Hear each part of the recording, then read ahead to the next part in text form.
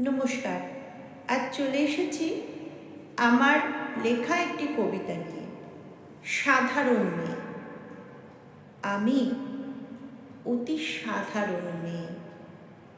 আমার মতো মেয়ের কোনো গল্প হয় না। আমি পাহাড় চড়িনি, সাগরটাকে অগস্ত্যের মতো গণ্ডূষে পান করিনি, তাই আমায় নিয়ে কবি কোনো গান বাঁধে না। আমার চোখের দিকে তাকালে চোখের পাতা পড়ে না, এমন কাজল চোখের অধিকারিণীও আমি নই।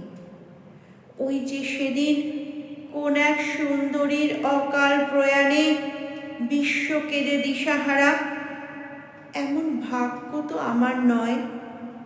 তবু যদি একটা গল্প আমার হতো, শুধু আমার মতো করে, তাহলে কবি তোমার কি অনেকটা সময় নষ্ট হতো? নাকি তালের জগতে আমি বেতাল? আমরা যে সাধারণ, অতি সাধারণ, জগতের সকল কর্মে আমরা আছি। আমাদের ছাড়া পৃথিবী অচল। সংসারের রশি টেনে নিয়ে চলি এক নিঃশ্বাসে। অক্লান্ত কর্মী, মা, স্ত্রী, মেয়ে। কবি, তুমি লিখো শুধু আমাদের জন্য।